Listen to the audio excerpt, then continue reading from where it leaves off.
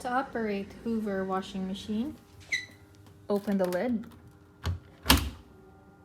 close,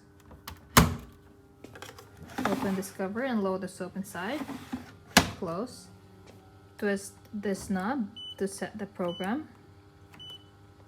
Once you have selected the program, press the start button right here. You can also press these buttons for programs. The washing machine will lock. Washing machine will load.